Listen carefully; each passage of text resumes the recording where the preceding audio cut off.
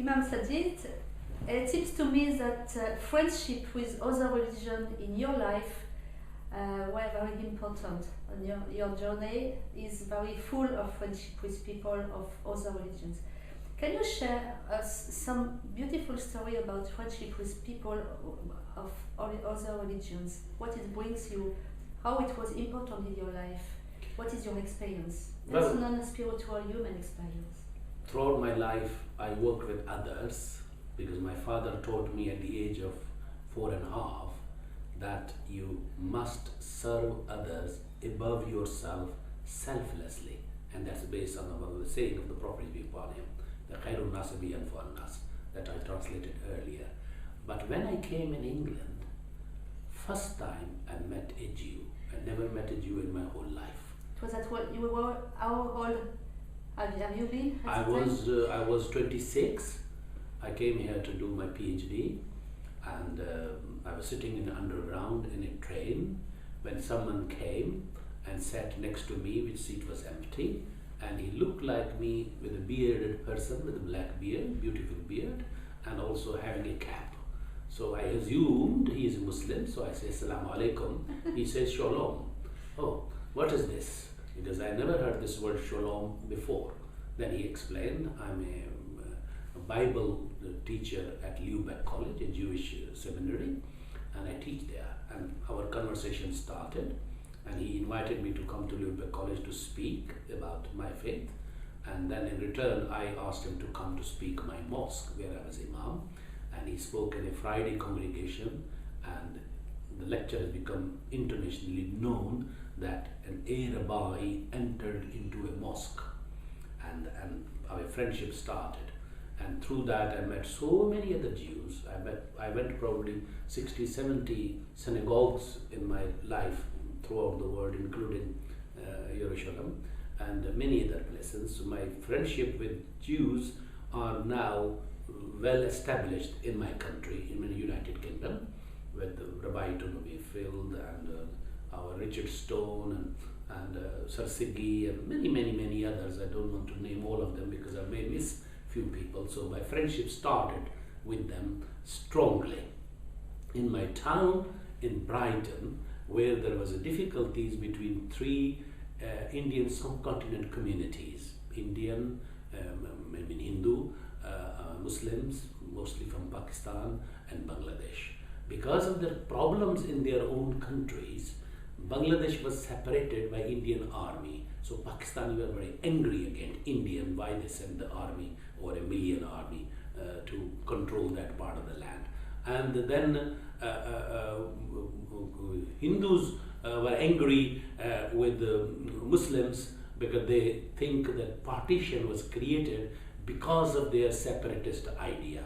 If they would not have had a separate homeland, Pakistan, India would have been united. So Hindus were angry, and Bangladeshi was angry that Pakistani have discriminated them and did not give them the fair right. So me as an Imam of there, and they were coming in the same mosque, but was not talking to each other. It took me 8 years to talk to every individual leaders of their community. I couldn't speak to every one of them because community was about 4,000 or 5,000. So I at least met a couple of hundred, and then I managed to get them across a table as a round table conference. So yes, you may have a problem 1,000 miles away. Please, we live in England. Do we have any issue here to talk to authorities? You have no issue in education. You have no issue of discrimination in this country. You have no issue of problem of unemployment, so on and so forth. Everyone agreed that we do have a problem. We have a problem with the generation gap, we have a problem in our schools, we have a problem in our not getting employment, and etc. etc. So we set up a group called EMRC, Ethnic Minorities Representative Council. It was based on culture, not based on religion, but idea was that we including Turkish community, we including some local white indigenous community, and so we become 38 language and cultural groups, and now it is 58, and they are working very hard together to resolve the problem and become a resource to our authorities so that minorities' voice are heard in the majority community. And if you come back to friendship across religions, yeah.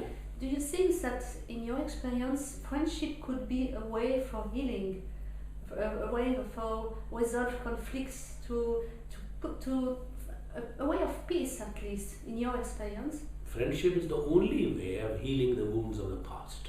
If you want to overcome your previous hatred or prejudice or anger, only way is to talk to. I always say there's no alternative to talking. When we start talking and meeting with someone on a cup of tea, and it end up with building relationship with that person forever or little later, that creates joint projects. And as you know, that every human being has a spark in their life to make something good or make some differences in this world. And also you told before that the importance of interpersonal friendship. It is interpersonal. You say before that you speak with everyone and not only people together. What is your? Do you have a specific experience of friendship with someone from during all the times that Yes. you have now? So Yes. the same friends than 20 years 72. before? I met someone 72, a Jewish person like Dr. Richard Stone. He's still my friend. Yeah. And we talk to each other almost every day. Yeah. And we meet each other. And similarly with all other faiths, with Hindus, with Sikhs, with Buddhists, with others, because I founded Brighton and Hove Interfaith Contact Group. And what are your conversations together? Our always conversation was that what your aim of life is, what you want to do.